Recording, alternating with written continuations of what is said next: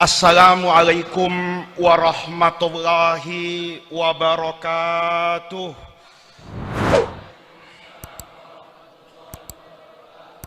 Bismillahirrahmanirrahim. Alhamdulillahi rabbil alamin. Wassalatu wassalamu ala ashrafil anbiya'i wal mursalin wa ala alihi wa sahbihi ajma'in, amma ba'du. Hadratus Syekh Al-Mukarram Kiai Haji Nurul Huda Jazuli, Ibu Nyai Hajjah Lailatul Badriyah, segenap zuriyah Al-Maghfurlah Kiai Haji Ahmad Jazuli Usman yang saya muliakan, para alim ulama yang saya mohon maaf tidak bisa menyebutkan nama beliau satu persatu, tetapi tidak pernah mengurangi rasa hormat dan ta'zim kita semua kepada beliau-beliau. Bapak Ibu, hadirin hadirat para santri yang saya hormati, ada begitu banyak mimbar yang saya naiki, ada begitu banyak panggung yang saya berdiri di atasnya. Tetapi mimbar peloso, panggung peloso itu lahu ta'mun khas, punya rasa yang berbeda. Jadi MC tadi itu salah. Saya enggak pernah punya Lailatul Badriyah. Mulai tadi sore berangkat ke sini, turun di bandara langsung ke sini, itu ndak ada niatan untuk memberi mauidhah hasanah, tuh nggak ada. Karena bukan makom saya. Ini makom aziz. Mik ini, mimbar ini, panggung ini, pesantren ini bukan orang sembarangan yang bisa berdiri di depan para kiai dan para santri. Tadi saya sudah makan, bapak-bapak. Kalau bapak belum makan kan, ya itu supaya ada bedanya antara undangan dengan penceramah. Saya diajak makan sama Romo Kiai Huda, hampir 1 jam saya ngaji tadi. Saya bilang sama Kiai, izin Kiai mendengar nasihat Kiai Huda tadi kepada saya. Itu saya sudah kepengen pulang ke Jakarta. Mau muhasabah. Saya ini rasanya sering dipanggil orang Kiai Haji. Sebelumnya mesti Al-Mukarram. Tapi dengar nasihat Kiai Huda tadi, rasanya saya itu bukan Al-Mukarram, Al-Muharram kayaknya. Rasanya berat betul. Itu tadi ada kopi, ada es, enak betul. Saya agak kehilangan selera. Karena sudah merasa Al-Mukarram, masuk ke hadapan beliau, itu downgrade-nya jauh banget itu. Ya. Dari Mercedes turunnya ke Ayla saya itu ya. Kalau masih Innova masih mending lah. Ini turunnya jauh betul. Karena saya paham betul Pak.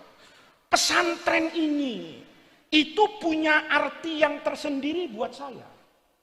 Saya itu anaknya Kiai Sukron yang tidak pernah hatam ngaji itu saya. Tidak pernah saya hatam ngaji. Tapi tiap hataman ikut saya. Jadi saya senang betul. Saya kecil itu rasanya dulu, yang saya ingat dari peloso itu 2, waktu masih kecil. Yang pertama Kiai Zainuddin, yang kedua rokok Minna. Bapak saya kalau ceramah dari sini, itu di kopernya ada rokok 2 slop, mereknya Minna, bintangnya 9. Kata ayah saya, kamu kalau mau ngerokok ini boleh halalan thayyibah ini. Kalau yang lain, itu ayah saya tidak memperbolehkan saya ngerokok. Itu saya dari kecil, ingat peloso, ikut datang ke sini. Makanya saya kalau datang ke pesantren model begini, itu rada takut. Saya 3 tahun yang lalu di Tegalrejo, Kiai Mudrik. Untung yang datang itu Gus Yusuf di depan. Kan kalau Gus Yusuf kan enggak tahu nakalnya saya. Saya 2 minggu yang lalu di Probolinggo, di pesantren Nurul Jadid. Tiba-tiba kiainya itu ngomong sama saya. Gus, dulu Abah Kiai Sukron itu sering kesini. Kalau kesini, anaknya yang laki itu suka diajak. Anaknya nakal. Saya dengar kayak begitu, Masya Allah, kena mental saya. Saya bilang, Kiai, jangan-jangan Kiai, anak yang nakal, yang ngerusak tamu panggung, itu jangan-jangan anak itu sekarang mau Kiai persilahkan ngasih mauidhah hasanah di depan santri Kiai. Jadi saya itu sama pesantren kayak gini. Tadi saya makan dengan Kiai Huda itu ketemu Kiai Anim. Saya dulu mau ke pesantren. Itu karena Kiai Mahrus pernah ngomong. Saya dulu nggak mau jadi kiai. Ya, saya pikir bapak saya jadi kiai kayaknya ribet banget hidupnya. Duitnya nggak banyak. Sering ditangkap masa orde baru gitu loh. Enakan nggak jadi kiai. Kiai Mahrus datang ke rumah saya. Saya masih kecil, saya tidak bisa mencerna nasihat itu kecuali puluhan tahun kemudian. Kata Kiai Mahrus itu begini, ini yang tersinggung marah sama Kiai Mahrus. Kata Kiai Mahrus, kalau ada anak kiai nggak ngaji, nggak masuk pesantren, itu tandanya bapaknya nyesel jadi kiai. Saya waktu itu ngerasa, kalau saya nggak ke pesantren anak durhaka saya ini. Ya, kita ini, ya saya mohon maaf ya, saya kan Gus tapi lahir di kota metropolitan. Kalau Gus Fahim kan lahirnya di pelosok, ya kan, lebih soft, lebih tenang. Saya dulu nggak mau seperti itu. Tapi dengar kayak begitu, saya terlintas dalam hati saya. Loh, kalau saya nggak pesantren, berarti saya ini durhaka sama bapak saya. Dulu Gus Jakarta, itu yang subhat sering dikerjakan, yang haram sedikit juga kadang-kadang ditabrak. Tapi nasihat orang tua, jangan durhaka. Jangan sekali-kali durhaka sama orang tua. Karena wirid yang paling baik, itu membahagiakan orang tua dengan berbakti sama orang tua, itu torekot yang paling afdal kata orang-orang tua saya. Maka saya masuk pesantren itu. Terpaksa, ya, terpaksa saya, nggak serius amat. Serius ngelihat ngaji, itu ada 2 santri proso Bu Nyai datang ke Darul Rahman, tahun 84 mungkin, ngajar jurumiyah, namanya Al-Maghfurlah, dulu kita panggilnya Ustadz Masduki Dahlan, orang Cirebon. Itu kalau ngajar jurumiyah rumit banget. Ya. Kalau ngajar jurumiyah, diajar sama guru saya yang sarjana, itu kayaknya sederhana. Datang kiai, nih guru pelosok nih, Al-Maghfirlahu sudah meninggal beliau, itu tidak punya ijazah. Tidak punya ijazah. Tapi begitu ngajar, ra'aitul ilma. Saya melihat ilmu, bukan melihat ijazah. Kalau sekarang itu kan orang gelarnya itu serem-serem. Ya, ada yang SAG, sarjana agama, ditanya imriti lupa. Ada nggak yang begitu? Hah? Ada nggak begitu? Baca Fathul Qorib, i'rabnya itu kalau Imam Sibaweh bangkit dari kubur, nangis itu nahu dia caca. Saya mikir-mikir, ini orang gelarnya hebat, SAG sarjana agama, tapi kok isinya sarjana alam gaib. Gitu. Ilmunya itu gaib semua Pak, sudah hilang semua. Itu guru saya. Ada satu lagi orang Ngawi, sekarang jadi Rois Suriah NO di Jakarta Selatan, namanya Kiai Lukman Hakim Zainuddin. Itu ngajarin saya Fathul Mu'in, saya masih ingat. Sebab sholatul jamaah, awwalu ma furidat bil Madinah itu, saya ngaji. Begitu saya ketemu nih, dengan santri Peloso, dengan santri Lerboyo, dulu dengan santri Tegalrejo, saya ngelihat ada 2 di situ. Yang pertama akhlak, yang kedua ilmu. Nih. Makanya rektor itu enggak ada haulnya, Pak. Saya sering ke kampus itu. Saya godain kadang-kadang, Pak Rektor, kok nggak ada sih acaranya? Debat, seminar, disnata, sekali-kali loh. Haul almarhumin, para rektor itu kok nggak pernah ada. Anehnya lagi, kalau puasa sama lebaran, itu nggak ada. Mahasiswa jangankan yang S1, yang pasca, itu sowan sama rektor itu nggak ada. Tapi santri sehebat apapun ilmunya, dia kalau Ramadan, sebelum Ramadan, tradisi orang Betawi, rowahan, itu pasti orang Jakarta tuh datang sama guru. Nanti lebaran, itu yang pertama kali diziarahin itu guru. Anehnya lagi, bawa amplop. Saya belum pernah itu ada rektor disalami pakai amplop itu, enggak pernah. Saya merasa betul, ketika saya melihat santri-santri yang datang dari pesantren seperti ini, saya kemudian dari kecil itu tertarik, mulai tertarik itu untuk ngaji. Maka saya datang ke Peloso itu bukan mau idhah hasanah. Saya yang pertama kali itu mau terima kasih. Saya yang tidak pernah hatam, tapi ikut hataman. Saya yang ngajinya sama santri Peloso. Kalau Anda itu ngajinya sama Kiai Peloso. Kalau saya ngajinya sama santri Peloso, ndak pernah hatam kitab, cuman ikut hataman, jadi kiai. Nih, Anda kalau ndak jadi kiai, ya, ngaji loh. Ini kan tangan pertama, Pak.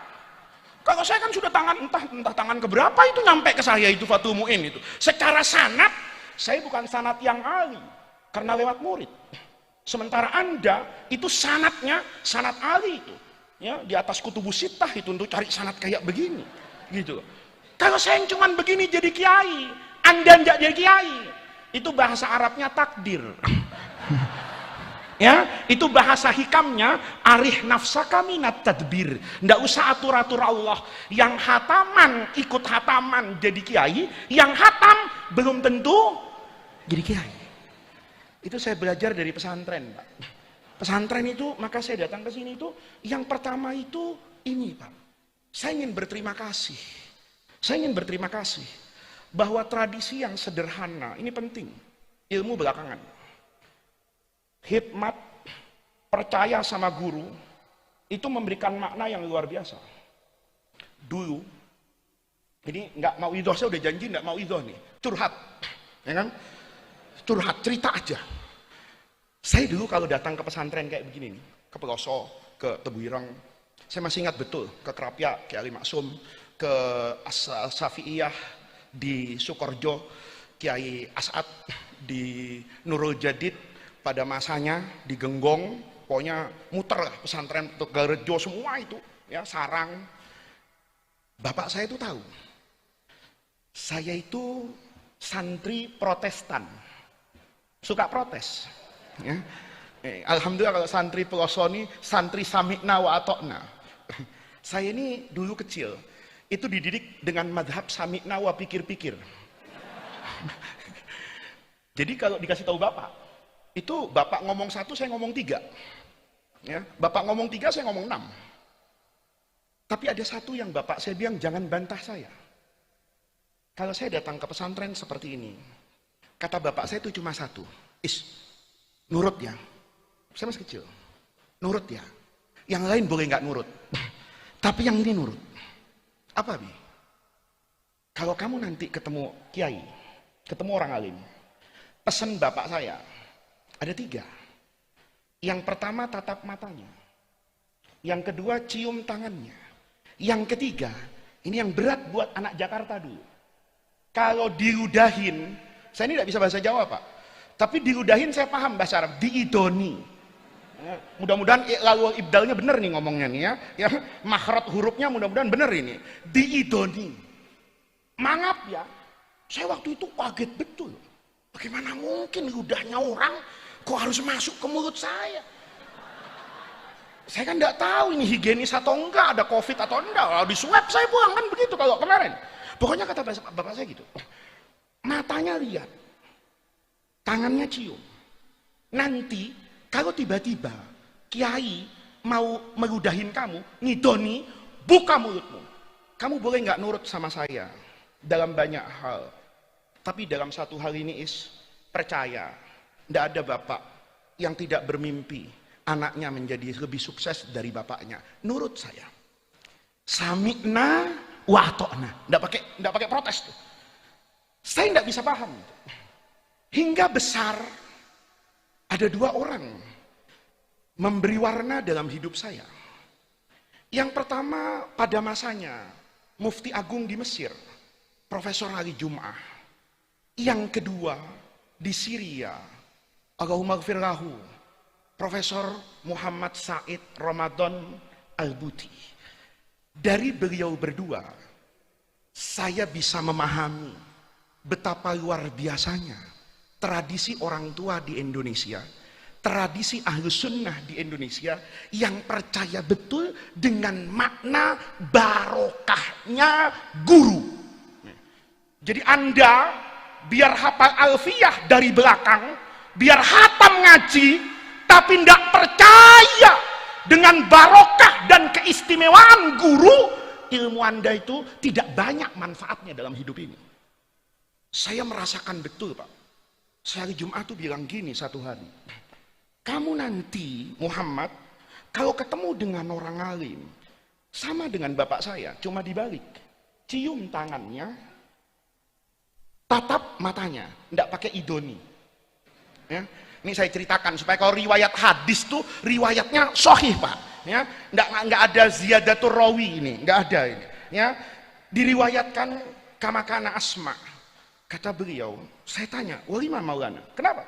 Kata beliau, kalau kamu menatap mata gurumu, maka kamu pernah menatap mata, yang mata itu menatap gurunya, mata itu menatap mata, yang mata itu pernah bertemu dengan matanya Imam Syafi'i, mata Imam Syafi'i itu pernah melihat matanya Imam Malik, Imam Malik matanya itu bertemu dengan Sayyidut Tabi'in namanya Nafi', matanya Nafi' itu pasti bertemu dengan matanya Abdullah bin Umar radhiyallahu anhuma, dan matanya Ibnu Umar pasti pernah bertemu dengan matanya Rasulullah, dan matanya Rasulullah pasti melihat yang mala ainun ra'at wala udhunun sami'at wala khatara fi qalbil bashar.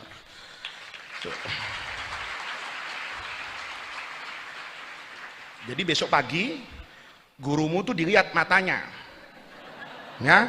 Tapi nadratu ijlal, jangan, kenapa kamu lihat mata saya? Bapak belum mandi ya Pak? Kok ada nah, itu santri Jakarta itu, bukan santri Poso itu ya. Itu bapak saya ngomong gitu. Kata bapak saya, cium tangannya Kenapa? Karena kamu cium tangan, maka kamu pernah mencium tangan. Yang tangan ini bertemu dengan tangan, yang tangan ini bertemu dengan tangan, yang tangan ini bertemu dengan tangan, pasti ujungnya bertemu dengan tangannya Rasulullah. Satu hari, kalau kamu pernah ngaji di pelosok, kamu pernah ngaji di pesantren, maka kamu punya keistimewaan yang tidak dimiliki oleh banyak orang, bahwa tanganmu pernah bertemu dengan tangan yang kamu yakini tangan itu bertemu dengan tangannya Rasulullah Shallallahu Alaihi Wasallam. Nih sekarang ada yang bilang ini bid'ah, ya ini nggak ada dalilnya. Sebenarnya bukan nggak ada dalilnya, dia nggak tahu dalil, ya kan banyak orang tuh sedikit-sedikit sesat, sedikit-sedikit salah, sedikit-sedikit nggak ada hujahnya. Sebenarnya bukan nggak ada hujahnya, Pak. Orang kayak gitu tuh ngajinya kurang malam, atau model saya belum hatam sudah pindah pondok. Ini murid paling bahaya itu kalau santri turis. Ada santri turis, saya pernah di Jakarta itu, ada program punya pemerintah, mau berangkatkan S2 dan S3 ke luar negeri, dites. Ada satu anak dites, itu Masya Allah, ya, nilainya udah standar hasbunallah wa ni'mal wakil lah, ya. Tinggal kita katakan, apa hasilnya Gus? Ya innalillahi wa inna ilaihi raji'un. Tapi CV-nya keren banget. Kan sebelum masuk ke ruang ujian, dia harus melampirkan CV-nya. Kalau pendidikan akademis, S1-nya di mana? Kalau pesantren, mesantrennya di mana? Dia nulis pesantren besar di Indonesia lebih 10. Tapi saya tanya dalam soal mubtada khobar, itu diem nggak jawab. Baru sampai mubtada khobar itu, saya tanya, loh, kamu pesantren bener? Bener. Lah masa yang kayak begini alumni pesantren nggak tahu? Kamu pesantren di sini kan? Di sini kan? Iya Gus.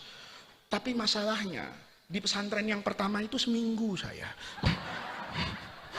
Terus begitu seminggu ada teman bilang pesantren sana bagus. Saya pindah. Begitu pindah berapa lama? Ternyata laisal khobar kal muayyanah. Apa yang kita dengar itu tidak sama dengan apa yang kita rasakan. Terus pindah lagi. Wah, akhirnya alhamdulillah 10 tahun babut toharoh itu baru istilahan dengan lugotan wastilahan. Nah itu penyakit. Maka Anda jangan orang yang punya penyakit. Dulu saya itu Prof. Ali Jum'ah ngasih makna ayah saya begitu. Di Idoni, di Damaskus itu, di Masjid Bani Umayyah, itu Prof. Said Ramadan ngomong gini. Dulu di Damaskus itu ada pondok, ada pesantren yang menjadi kiblat al-muslimin. Namanya Darul Hadis. Semua orang itu bermimpi ngaji mesantren di Darul Hadis. Termasuk siapa? Alim besar dalam mazhab Syafi'i. Saya sudah tidak harus nerangkan manakibnya. Imam Taqiyuddin As-Subki. Itu datang ke Darul Hadis Al-Ashrafiyah, niatnya mau ngaji sama Imam Nawawi. Kan Imam Subki itu ditanya, 5 qasatan Nawawi. Kenapa kok yang dipilih mau ngaji sama Imam Nawawi? Jawabannya sederhana. Karena karangannya itu lahul qabul, diterima orang. Anda bisa bayangin, Imam Nawawi itu wafat, usianya belum 50 tahun. Tapi berkahnya luar biasa. Yang pertama, Nawawi itu jadi nama orang di Indonesia. Padahal itu nama kampung di Damaskus, namanya Nawa. Seandainya tidak ada orang alim besar yang jadi imam, Abu Zakaria Yahya bin Syaraf An-Nawawi, maka tidak ada orang di dunia ini namanya Nawawi. Coba ada Nawawi ketangkap KPK, mau anaknya dinamakan Nawawi? Nggak ada. Nggak ada. Semua orang kasih nama An-Nawawi itu karena tahu ada Imam An-Nawawi. Siapa di dunia ini yang bisa membantah bahwa buku yang paling banyak dicetak di dunia ini ba'dal mushafis syarif setelah Al-Quran itu Riyadhus Shalihin. Kita datang ke satu masjid nyari Fathul Mu'in, mungkin ada yang tidak ada. Kita cari Sahih Bukhari, kayaknya banyak masjid nggak punya. Tapi kalau Riyadhus Shalihin, rasanya itu hampir semua orang yang bersentuhan dengan ilmu pesantren itu pasti pernah ngaji yang namanya Riyadhus Shalihin. Kata Imam Subki, yang ngarang kitab Arba'in itu kan bukan cuma Imam Nawawi saja. Ada banyak ulama yang ngarang kitab Arba'in. Tapi kenapa? Kalau sudah disebut Al-Arba'in, itu seakan-akan menjadi isim alam buat buku karangannya Imam Nawawi, padahal Arba'inat ini banyak. Maka melihat orang ini hebat kayak begitu, datanglah Imam Subki ke Damaskus. Sampai di sana, Imam Nawawi sudah meninggal. Kan dulu Imam Subki nggak punya WhatsApp. Ya kan? Ya, kalau Imam Subki punya WhatsApp grup para ulama Asy-Syafi'iyah, kan nanya, gua mau ke Damaskus, ya kan? Maaf pakai gue, lupa. Kebiasaan ceramah di Jakarta. Saya mau ke Damaskus, kan pasti tahu kalau ada WhatsApp grupnya. Karena tidak ada, dia sampai. Maka ketika orang alim besar hebat ini sudah tidak ada, itu tidak berarti kehebatan orang ini tidak bisa kita dapatkan. Jasadnya boleh berpindah dari alam dunia ke alam barzah. Orangnya boleh tidak terlihat. Tapi kata Imam Subki, tunjukkan kepada saya di mana, kalau sekarang itu ubin, apa ubin itu ya? Keramik lah ya. Keramik tempat yang dulu Imam Nawawi itu pernah ngaji. Lihat. Ditunjukin sama orang Damaskus, di sini. Kalau sholat di mana? Di sana. Kalau misalnya ditanya, jawab pertanyaan, berfatwa di mana? Di situ. Kan keluar Pak. Di I'anatul Talibin juga ada itu di mukaddimahnya. Wa fi daril hadis latifu maknan. Saya begitu masuk pesantren Darul Hadis, ada latifu maknan, ada aura keagungan yang menyentuh rasa terdalam hati saya, yang itu hanya dimiliki oleh imam besar yang namanya Imam Nawawi. Ala bustin laha asbu wa awi. Ini sudah ada di hadapan saya. Maka izinkan saya, mohon maaf saya tidak tahu bahasa yang bagus, berguling-guling di atas lantai itu. Kenapa? Jadi Bapak, Imam Subki itu, semua lantai itu dicium-cium.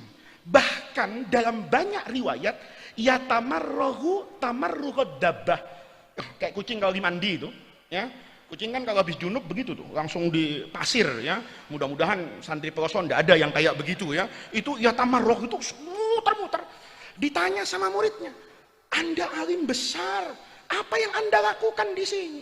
Lali, kata beliau itu, an amassa bihurri wajhi makanan massahu qadaman Nawawi. Saya berharap ada tempat yang dulu diinjak oleh Imam Nawawi, itu sekarang bersentuhan dengan muka saya. Mudah-mudahan dengan itu saya dapat barokahnya Imam Nawawi. Jadi santri Peloso ini kalau nggak dapat barokahnya Mbah Jazuli ini kebangetan. Ya, saya aja yang barokahnya datang dan pergi, ya, cuman waktu hataman mungkin sekali dua kali jadi kiai. Dan saya kan dengan Gus Kausar itu followersnya lumayan bersaing ya. Ya. Cuman mukanya Gus Kausar karena lebih muda, market friendly, ya. Saya juga kalau umurnya 20 tahun yang lalu lumayan saya. Ya, iya bener. Artinya apa? Para santri di Peloso itu yang pertama bukan ilmu. Yang pertama itu pengabdian kepada ahlul ilmi. Pondok ini karomah. Karomah, betul. Saya tiap ketemu santri Peloso di Jakarta, itu selalu saya tanya, Ustadz tinggal di mana? Di sana, ngapain? Dagang. Tapi nggak pernah lupa tuh, dagang sih Gus. Tapi kalau maghrib, alhamdulillah, seminggu 2 kali saya ngaji. Itu sebetulnya yang menjaga syariat Rasulullah itu pengajian, Pak. Coba Bapak lihat nih, ya. Nih mohon kalau ada YouTube-nya jangan dipotong-potong, ya. Nanti saya dianggap ceramah aneh-aneh. Mukjizat Nabi itu berbeda antara mukjizatnya Sayyidina Rasulullah dengan baki akhwatihi minal anbiya, beda. Nabi Musa nih, kalau pakai survei, saya survei santri Peloso nih, apa yang Anda ingat dari Nabi Musa? Jawabannya pasti tongkat. Coba kita survei, apa yang Anda ingat dari Nabi Musa? Pasti jawabannya tongkat. Apa yang Bapak tahu dari Nabi Ibrahim? Pasti nggak mempan dibakar. Bener nggak? Bener nggak? Itu mukjizat. Itu mukjizat. Mukjizat pakai tak marbutoh, itu kan tafdil itu. Bukan melemahkan, tapi membungkam. Tapi membungkamnya, mukjizat kayak begini, itu temporer, Pak. Yang hissi, yang dilihat mata, dirasakan oleh indera manusia, itu kehebatannya temporer. Saya punya pengalaman ceramah depan anak SD. Saya alhamdulillah ya, ceramah itu pengalamannya banyak. Banyak panitia yang nyiksa saya. Saya pernah ceramah depan anak TK. Saya pikir orang tuanya, tahu-tahu anak TK 100 kumpul depan saya. Itu as'abu yaumin marrat fi hayati. Itu Masya Allah, kata saya, begini nih biar amplopnya tebel, kalau tahu nggak datang saya. Kenapa? Wah, semuanya anak-anak. Satu ketika anak SD. Tapi dulu saya dikasih tahu sama guru saya, kamu tuh jangan suka merendahkan orang. Anggap aja semua orang yang kamu temui itu adalah guru, dan semua tempat yang pernah kamu kunjungi itu adalah ma'had. Saya Pak pernah belajar ilmu mantik itu dari anak SD. Saya ceramah depan anak SD, mau Idul Adha, kepala sekolahnya ngomong sama saya, Gus, nah kalau Idul Adha nanti cerita ya tentang Nabi Ibrahim. Oh ya udah, cerita saya. Anak-anakku, Nabi Ibrahim itu nabi yang hebat. Dikatakan Abul Anbiya, bapaknya para nabi. Karena semua agama besar itu ya berinduk kepada Nabi Ibrahim. Nabi Musa bawa Yahudi, Nabi Isa dengan Nasraninya, Nabi Muhammad itu induknya Nabi Ibrahim. Bu, ngaji apa tidur? Nanti saya ngaji setengah mati, ibu tidur setengah tidur nih. Bu, tahu nggak bu? Kenapa Nabi Ibrahim itu jadi nabi yang paling hebat sebelum Nabi Muhammad? Mau tahu bu? Saya kasih tahu ya bu. Nabi Ibrahim itu disebut bapak para nabi. Nabi yang hebat menjadi bagian dari ulul azmi minar rusul itu karena istrinya 2. Ibu baru tahu kan? Kenapa suami ibu tidak hebat? Nabi Ibrahim itu istrinya 2 pak. Ada yang mau mengingkari itu? Bu, ntar deh. Ini ceramah khatamannya saya belokin sedikit Gus Kausar ya, sedikit ya. Bu. Quran itu ngasih contoh rumah tangga itu 3 bu. Yang pertama, ada rumah tangga, suaminya masuk surga, istrinya masuk neraka. Itu Nabi Lut. Suaminya ke surga, istrinya ke neraka. Ada rumah tangga bu, suaminya ke neraka, istrinya dibangunkan istana di surga. Itu rumah tangganya Fir'aun. Ada rumah tangga, suami istri masuk surga. Itu rumah tangganya Nabi Ibrahim. Saya mau tanya sama ibu, di antara 3 rumah tangga ini, kira-kira kalau saya boleh bertanya, ibu rumah tangganya itu kepengen kayak rumah tangga Nabi siapa? Bu, kayak Nabi siapa? Kayak Nabi Ibrahim. Sebentar, ini ada kameranya enggak? Hah? Ada kameranya enggak? Ada kameranya ya? Kalau ada kameranya pak, besok bapak minta nih sama tim media Peloso ya, dari semua kegiatan malam ini potong yang itu aja. Besok hari apa ya? Saya sampai lupa hari. Besok hari apa ya? Hari Ahad. Nah, Senin bapak bawa ke KUA. Ngapain? Kawin lagi. Nanti KUA kan nanya, Pak, menurut aturan negara, kalau mau poligami nikah lagi, itu harus seizin istri pertama. Bapak nggak usah ribet, keluarin HP-nya, potongan pengajian malam ini. Bilang sama ketua KUA, Pak, istri saya malam Ahad itu ngaji sama Faiz. Dia tanya rumah tangganya kepengen kayak Nabi Ibrahim, kayak Nabi Lot, apa kayak Fir'aun? Istri saya itu bilang mau kayak Nabi Ibrahim. Santri Peloso yang belajar mafhum usul fikih kan gak perlu takut lagi untuk kawin lagi. Bener nggak bu? Kata ibu-ibu nyesel gue datang sampai sekarang nih. Tenang bu, ibu kalau ngaji sama saya aman. Ya, nanti ibu tanya sama suaminya, Mas, saya tadi ditanya sama penceramah rumah tangga mau kayak Nabi Ibrahim. Ini pasti yang diingat dari ceramah saya nih, yakin cuman yang ini. Ya, ini saya nggak nuduh bu, suami-suami akhir zaman yang mau ketemu Dajjal nih, ya, ini rasanya yang diingat ya cuma ini aja, karena bisa ketawanya di sini. Kalau di rumah ada orang ngomong poligami, mesem-mesem, oh insya Allah besok udah tinggal di masjid pak, ya kan? Bu, ntar kalau suaminya nanya, Dinda, tadi waktu ditanya sama penceramah, rumah tangganya mau kayak Nabi Ibrahim ya? Iya mas. Saya memang kepengen punya suami kayak Nabi Ibrahim. Wah senang banget. Tapi jangan senang dulu pak. Istrinya ahli sejarah. Perempuan tuh ahli sejarah ya bu? Bu. Perempuan tuh ahli sejarah kan? peristiwa yang sudah lama. Heran saya, melekat betul gitu ya.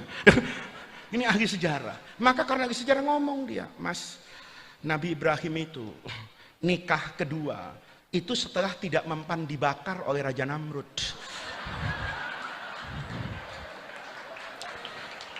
Jadi kalau panjenengan mau nikah lagi, ahlan wa sahlan. Saya nggak minta kok untuk dibakar kayak enggak. Cuma di dapur ada kompor gas. Alhamdulillah gasnya udah tipis, yang 3 kilo itu ya, tinggal sedikit saya nyalakan 5 menit. Nanti kalau kompor sudah panas 5 menit, monggo duduk di atasnya. Kalau tidak terbakar, kawin lagi. Kalau gosong, saya antar ke RSUD. Mudah-mudahan masih di cover sama BPJS. Udah, ini nggak boleh ceramah yang kayak gini, nggak boleh, nanti nggak selesai. Maaf, ini sampai jam berapa ngaji? Hah? Sampai jam berapa? Sampai jam 4. Masya Allah. Saya masih ada acara satu lagi, Bu, di Ciranjang. Saya ini punya ini, sebetulnya nggak ada niatan kesini nih. Saya hari ini belum tidur, tapi karena Kiai Lukman pesantren Al-Hamid itu bilang dauhnya Peloso, itu acara saya batalin semua yang sore. Pokoknya nggak ada. Ini ke Peloso. Kata yang dulu, kan kami duluan Pak. Iya, saya ceramah di sana nggak datang ke Peloso, karomah saya hilang. Kualat sama Peloso. Nah, ini Bapak-bapak udah ya, ini udah jam 11. Kita fokus ke depan tadi. Mukjizat. Nih, gara-gara mukjizat jadi sampai kawin lagi ya kan. Padahal Bapak sama saya itu sama kita Pak. Ya, sama-sama apa Pak? Sama-sama ngomong aja gitu. Mukjizat nih, lihat. Kenapa pesantren ini kata guru saya dulu, yang yastahiq, yang berhak untuk mengaku sebagai penjaga dan pewaris Nabi, itu pesantren. Kenapa? Mukjizatnya beda Pak. Kalau mukjizat hissi kayak Nabi Ibrahim, itu memang mengagumkan.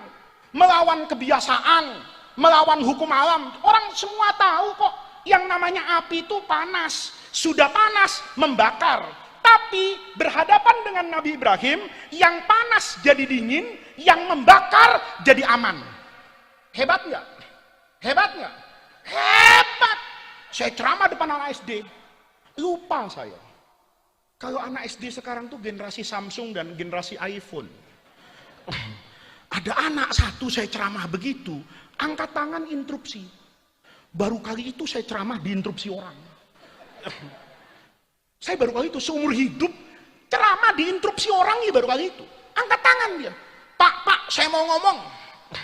Saya pikir ngomong apa anak ini? Oh, masih pakai pempes, ngerti apa tuh saya? Karena ngotot, saya ajak naik ke atas mimbar. Ayo naik. Ada apa nak? Saya nggak setuju dengan ceramah Bapak. Ceramah Bapak itu salah. Saya agak kena mental tuh. Baru kali itu saya bilang, saya sejelek-jeleknya nih Kiai, saya masih Katib Suriah PBNU ini. Ya.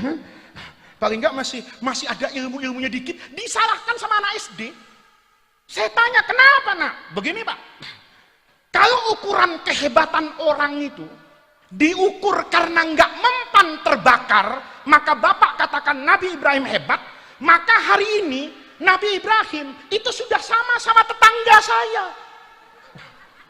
Saya kaget, tetanggamu nak? Iya, siapa tetanggamu? Nabi Ishak bukan, Nabi Ismail bukan, Kiai bukan. Siapa nak? Pemadam kebakaran. Astagfirullahaladzim. Saya betul-betul kena mental. Maka hati-hati nih, kayak santri sekarang nih. Masyarakat sekarang tuh kritis. Masyarakat sekarang itu lepas dari ikatan-ikatan yang boleh jadi dulu berat untuk menyampaikan ke hadapan guru, tetapi zaman ini zaman yang berubah, zaman yang terbuka, generasi yang berani menyampaikan apa yang ada dalam logikanya. Saya dengar begitu, agak kaget juga. Saya bilang benar juga nih anak, kata saya. Kenapa? Nabi Ibrahim kan gak ada skenario dia mau dibakar. Begitu mau dibakar, kan malaikat Jibril turun bawa jimat bersertifikat halal. Untung nahunya ndak salah itu. Ya naru, nakiroh. Kalau nakiroh kan semua api. Nabi Ibrahim, nggak tahu saya Nabi Ibrahim pernah hataman Alfiyah atau enggak ya. Tapi Nabi Ibrahim tenang. Begitu Jibril bilang, ya naru. Oh, berarti semua api. Kan istighraq ini. Jadi waktu itu tuh, waktu Nabi Ibrahim mau dilempar ke api, kalau ada ibu-ibu muslimat di pelosok masak nasi, itu sampai kiamat kurang 2 hari nggak mateng itu. Kenapa? Semua api adem itu dari malaikat, bukan dari Nabi Ibrahim. Nabi Ibrahim nggak mau masuk api karena harus bertemu dengan api. Allah kasih pertolongan. Pemadam kebakaran, ada api dicari. Ayo, di Kediri misalnya, ada dinas pemadam kebakaran. Nauzubillah, ada kebakaran. Begitu kita lapor, Pak, kebakaran. Orangnya bilang, kalau kebakaran jangan lapor saya takut sama api. Oh, petugas pemadam kebakaran kayak begini, takut api, dimutasi ke dinas penguburan. Kenapa? Di kuburan tidak ada apinya, kan begitu, Pak. Lihat. Dulu hebat, hari ini mungkin tidak hebat-hebat banget. Dulu mendatangkan kebaikan. Kalau itu diwariskan, kita semua ini kan dikatakan pewaris Nabi. Apa yang kita warisi dari Rasulullah? Quran. Apa yang kita warisi dari Rasulullah? Hadis. Yang lain-lain itu nggak penting. Anda bisa bayangin, kalau mukjizat nabi-nabi terdahulu, termasuk Nabi Muhammad yang model begini, bisa diwariskan kepada ulama, rusak dunia. Rusak dunia. Ayo, Nabi Soleh. Bapak kenal Nabi Soleh nggak, Pak? Pak, Bapak nih dipanggil diem, matanya melotot, takut saya. Pak, tahu Nabi Soleh nggak? Tuh sekarang jamaah umroh tuh sering diajak ke Mantikoh Ula, namanya Madain Soleh. Itu dulu tempatnya Nabi Soleh. Nabi Soleh ini insinyur teknik sipil, Pak. Kalau gambarnya bagus, dipegang nyata. Kalau ilmu itu turun ke saya, hancur dunia. Ayo, nih santri mau hataman nih 700. Saya yakin nih, aglabuhum jomblo nih. Ya. Ini kelihatan kok dari casing-casingnya nih jomblo la haula wala quwata kok model-modelnya ini. Ya. Ini kalau jomblo, nggak usah lihat santri putri. Kalau saya mewarisi ilmunya Nabi Soleh, warisannya Nabi Soleh, tinggal datang ke saya. Gus, saya kepengen punya istri. Oh gampang kata saya. Bawa kertas ya, jangan lupa alat gambar. Siap. Saya tanya, istrimu mau casing iPhone Pro Max 16 apa Samsung S25 Ultra? Mau casing 2024 atau casing 1970 di angkatan saya? Silakan Anda pilih. Dia pilih, oh saya mau istri 2025. Tinggal digambar. Saya gambar, bisa nego lagi. Ini muka istrimu. Wah, saya kepengen mancung, tapi ini bukan mancung, Gus, ini petruk kepanjangan, gampang tip ek. Iya kan? Rambutnya begini, tingginya begini, begitu jadi, yang putri juga sama, mau suami, casing kayak apa, lukis, pegang, jadi. Enak gak, Pak? Ada enaknya juga sih. Tol Trans Jawa Lebaran, itu nggak macet, Pak. Karena nggak ada orang pulang ke rumah mertua. Saya tanya sama teman saya yang istrinya model dari Nabi Soleh ini, kamu enggak pulang sowan sama mertua? Saya enggak punya mertua, Gus. Kok bisa? Kan istri saya keluar dari kertas. Coba lihat. Tapi Anda bisa bayangin, kayak apa rusaknya dunia kalau ada manusia enggak punya orang tua. Anak itu senakal-nakalnya anak, itu masih sungkan sama bapak ibunya. Bagaimana kalau ada anak lahir tanpa bapak ibu? Yang dulu mungkin mendatangkan maslahat, hari ini kerusakan. Kalau ilmu Nabi Soleh ada, mungkin peradaban ini terhambat. Anda habis acara gini lapar kan tinggal datang sama kiai. Kamu mau makan apa? Sate Madura, Pak? Nggak usah bikin proposal. Nggak usah cari sate. Bawa kertas ke hadapan saya. Gambar gerobaknya, orang Maduranya, arengnya, satenya, kecapnya, kipasnya. Saya pegang, jadi satenya. Enak nggak? Enak buat Anda. Saya mati disantet tukang sate senusantara. Kenapa? Dia kipas-kipas tidak ada yang beli. Lihat, Pak. Nabi Muhammad itu tangannya bisa keluar air loh. Semua manakib Rasulullah itu cerita. Semua kitab hadis itu cerita. Nabi itu tangannya bisa keluar air. Tapi saya yakin tidak semua santri tahu. Dan itu tidak apa-apa. Karena yang harus diketahui dari Nabi itu Qur'annya. Yang harus diketahui dari Nabi itu hadisnya. Yang harus kamu ingat dari Nabi itu akhlaknya. Kalau keluar air, belum tentu. Ayo. Kalau tangan saya nih bisa keluar air, saya nggak datang ke sini, Pak. Kenapa Kiai nggak datang? Repot. Kiai kan sekarang jualan galon. Kok jualan galon itu Faiz isi ulang? Kenapa? Dia nggak modal. Tangannya begini, pipa se-Jakarta nyambung. Coba. Apa manfaatnya? Kalau tangan saya keluar air, sementara Allah menitipkan bumi ini keluar airnya. Tapi apa bahayanya? Kalau anak bapak ini nggak ngaji ini, apa bahayanya, Pak? Bahaya buat Islam. Kenapa? Karena agama Rasulullah ini mayoritas itu hanya bisa dihakimi, dihukumi, dijelaskan kalau Anda ngaji. Anda nggak ngaji nggak bisa. Dulu ada orang alim, mudah-mudahan Santri Poso nanti bisa melihat dunia.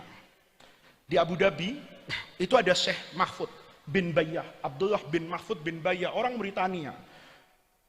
Beliau bilang gini, agama ini kebanyakan syubhat. Dulu saya pikir, syubhat itu rezeki. Taunya enggak.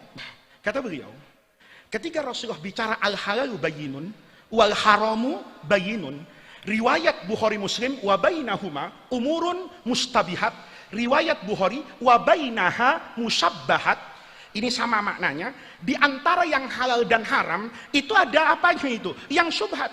Salat kita ada syubhatnya. Nabi cuma bicara kan, shollu kama ra'aitumuni usolli. Nabi takbiratul ihram, Nabi baca doa iftitah, Nabi baca Fatihah, Nabi baca surah, Nabi takbir, Nabi ruku. Tapi kita nggak pernah tahu tuh. Sebetulnya yang rukun sholat itu apa? Kata Imam Syafi'i misalnya, baca Fatihah itu rukun sholat. Anda nggak baca Fatihah, sholatnya nggak sah. Kenapa Imam Syafi'i ngomong begitu? Karena Nabi bersabda, la sholata illa bifatihatil kitab. Anda yang belajar alfiyah kan tahu la itu apa, illa itu apa. Nggak sah sholat itu kecuali baca Fatihah. Kata Imam Abu Hanifah, pakai gurunya nggak begitu. Qur'annya bilang kok, faqra'u ma tayassara minal Qur'an. Orang baca surah apa aja, sependek apapun, asal baca, sholatnya sah. Nanti yang menjelaskan ke masyarakat siapa? Ini kan banyak orang, dikit-dikit ikut Quran, ikut hadis. Itu ketahuan orang tuh tidak pernah ngaji Quran, tidak pernah ngaji hadis. Kalau orang tahu agama, dia pasti datang ke pelosok untuk ngaji. Ayo. Kalau pertanyaannya, mana yang halal, mana yang haram, gampang. Anda nanti pulang ke kampung, ditanya apa hukumnya daging babi, gampang. Nggak usah ngaji di pelosok tahu, haram. Apa hukumnya makan daging sapi, halal. Asal sapinya sendiri, halal dimakan, bener kan? Kalau pertanyaannya kayak gitu, gampang. Tapi dunia itu bukan cuma sapi dengan babi. Masalahnya, ada binatang yang nyusahin bahsul masail. Ada binatang yang nyusahin kiai. Mau tahu namanya? Namanya anjing laut. Mau dibilang anjing di laut, mau dibilang ikan, mukanya anjing. Ditanya, kamu ini keluarga siapa? Nggak jawab. Ditanya kartu keluarganya, nggak ada. Didudukkan, repot. Ayo. Tahu anjing laut kan? Anjing laut tuh, kalau mukanya ditutup, kepalanya tuh kasih cadar, kasih apa ini, sorban, tutup, tinggal leher ke bawah. Saya tanya, ini apa? Kamu jawab, min duni adna syakin ya ustadzi, innahu kalbun. Ini anjing. Ini ikan. Kenapa? Kepalanya nggak ada. Leher ke bawah, pegang, perhatikan, observasi, bedah fisiologinya ikan. Tapi kalau dibalik nih, leher ke bawah ditutup, mukanya kelihatan. Saya tanya, ini apa? Ya anjing ini, Pak. Ayo kita bahsul masail di pelosok.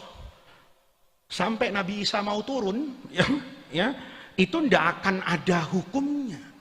Boleh jadi kata saya, anjing laut itu hukumnya haram. Boleh jadi kata Gus Kausar, anjing laut itu hukumnya halal. Kenapa? Ilmu yang membedakan. Di mata saya, anjing laut itu hukumnya haram karena keanjingannya lebih kuat daripada keikanannya. Kata Gus Kausar, ini haram, ini halal, ini halal. Kenapa? Karena keikanannya lebih kuat daripada keanjingannya. Anda mau cari dalilnya, mau cari takbirnya, nggak ketemu. Karena Rasulullah nggak pernah ke laut. Rasulullah nggak bahas itu. Di situ untungnya. Coba anjing laut ada di Quran, anjing laut ada di hadis. Pensiun kiai semua ini. Maka itu, ya, ini bagian akhir, sudah jam 11, ya. Saya sebenarnya ingin ceramah lama ya. Tapi jalanan tadi macet, Pak. Saya tadi kesini cepat, itu karena diantar polisi. Nggak tahu pulangnya masih diantar apa enggak, saya nggak tahu ya. Tapi tadi dari Juanda ke sini tuh hanya 2,5 jam. Itu karena saya jadi gubernur aja 2,5 jam. Ya, nggak ada lampu merah, nggak ada rem sampai ke sini. Tapi intinya bapak-bapak, para santri, yang pertama jangan pernah berhenti belajar. Cita-citamu harus tinggi. Dunia hari ini itu bukan dunia yang kemarin. Kamu harus punya cita-cita yang tinggi karena yang nanti kamu hadapi itu tidak sesederhana apa yang dihadapi oleh generasi saya. Apa yang dahulu kalian lihat di buku fikih, apa yang dahulu kalian pelajari di ilmu usulul fikih, seiring dengan kemajuan zaman dan peradaban, itu tidak mudah untuk kemudian masyarakat mendapat view keislaman kecuali lewat kalian yang betul-betul belajar di pesantren. Percaya. Saya bukan mau membanggakan apapun, Pak. Saya bisa sampai hari ini, itu karena didikan pesantren. Kemarin saya alhamdulillah bertemu dengan rektor di Abu Dhabi dan di Kairo, berbicara. Dia tanya sama saya, bahasa Arabmu itu, katanya, kok lebih lurus ya dari bahasa Arab kami yang lebih banyak pakai bahasa Amiyah. Saya bilang, karena saya dulu dididik di pesantren, itu selalu perhatian dengan yang namanya nahwu dan sorof. Dulu saya itu diajarin sama guru saya, kamu nanti kalau ada orang sepanjang apapun serbannya, terus baca doa, i'rab sama binanya salah semua, cium tangannya dipending dulu. Walaupun bahwa kebenaran i'rab itu laisa syarton min surut qabuli doa, tetapi ya itu menjadi tanda agar orang itu menjaga marwah agama. Anda di pelosok mungkin tidak apa-apa, tapi saya di Jakarta pusing kadang-kadang. Khutbah Jumat itu ada aneh-aneh. Ada kiai itu tidak pernah nyebut Quran, tidak pernah nyebut ayat. Kalau khutbah itu, saudara-saudara, seperti firman Allah dalam surah kedua ayat ke-100 yang artinya, Masya Allah. Kalau begini enak betul. Saya bilang waktu itu, yang kayak begini nih, masih dipasang jadi khotib, saya besok nggak mau datang ke masjid ini. Kenapa? Ya enggak lah, makom itu harus dijaga. Ada banyak orang alim di Jakarta yang tamatan pesantren. Maka anak-anakku, saya cerita sama anak-anakku, saya ini bukan orang hebat, jauh dari kata hebat. Tapi saya perlu bersyukur kepada Allah, bahwa jurumiyah yang kecil itu, alfiyah yang kamu harus tahu, Ibnu Malik itu ulama yang nggak punya followers. Hidup dalam kesunyian di Andalusia sampai pindah ke Damaskus. Ibnu Malik itu sampai teriak di pintu rumahnya, siapa yang mau ngaji sama saya? Nanti anak-anakku kalau punya uang, kamu berangkat ke Maroko, lihat kuburannya Sohib Jurumiyah itu, Ibnu Ajurum itu sepi, tidak ada orang berziarah. Kuburannya pun sangat amat sederhana, tapi tanpa banyak orang tahu bahwa kitab Jurumiyah yang tipis itu yang mengantarkan ulama-ulama kita menjadi lentera buat negeri ini, yang mengantarkan kita melihat pelosok seperti hari ini. Siapa yang tidak bangga dengan karomahnya Mbah Jazuli ini? 700 hafal alfiyah. Saya Gus Kausar kalau dites alfiyah sekarang kayaknya udah lupa, ya, banyak lupanya saya. Ngelihat kayak begini kan kepada Allah tenang. Oh enggak apa-apa, saya tidak hafal alfiyah, lupa, ya tidak apa-apa. Tapi ada ratusan di pelosok, ada ribuan di Jawa, ada puluhan ribu di Indonesia. Ini karomah yang menjaga ajaran Rasulullah, karena Quran dan hadis itu nanti kebenaran dan keagungannya hanya bisa dibangun dengan ilmu. Itu yang pertama. Yang kedua, khidmat sama guru. Saya dulu diajarin betul Imam Ghazali itu. Imam Ghazali itu kan bapaknya. Itu bukan ulama. Bukan ulama. Cuma yaro anna fi khidmati ahlil ilmi itu ibadatan yataqarrabu biha ilallah. Ayahnya Imam Ghazali itu. Kalau ngelihat orang alim, itu cuma seneng. Ya Allah, saya ini bodoh. Mudah-mudahan nanti anak saya kayak gitu. Sendalnya dirapikan. Giliran pengajian di masjid itu, ditus, itu bawa cangkir, ngisi teh. Itu bukan orang yang punya nasab keilmuan. Tapi anaknya dua-duanya, kotkana, menjadi apa yang diimpikan oleh ayahnya. Imam Syafi'i anak-anakku. Imam Syafi'i itu bagaimana tidak berkhidmat kepada guru-gurunya. Imam Ahmad bin Hambal itu beliau mengatakan, saya tidak pernah sholat fardu kecuali setelah sholat itu saya ad'u Syafi'i. Berbeda pandangan dengan guru itu tidak persoalan. Yang menjadi persoalan, kalau Anda sudah tidak yakin lagi dengan barokah guru dan Anda tidak cium tangan dengan guru, itu kiamat buat pesantren. Imam Syafi'i itu duduk 13 tahun di kakinya Imam Malik.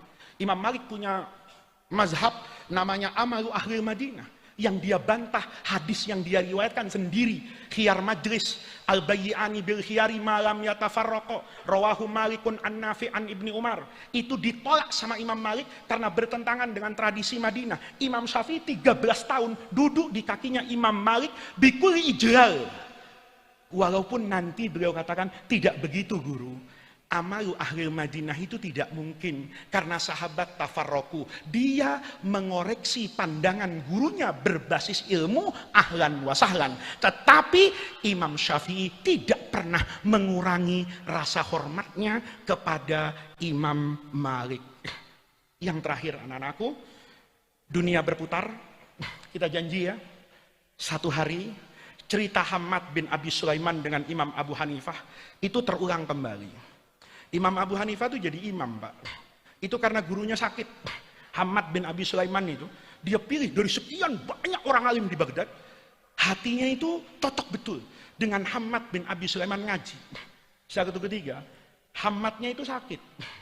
Karena sakit. Ini bedanya santri dulu dengan santri sekarang. Kalau santri sekarang, gurunya ndak masuk seneng. Kalau santri dulu, gurunya nggak masuk nangis. Karena guru tidak masuk sakit, maka teman-temannya tuh bilang, Nu'man, kan Imam Abu Hanifah tuh Nu'man bin Sabit, Nu'man, kamu kan udah lama ngaji, udah sekarang kamu takrir aja, nakrir,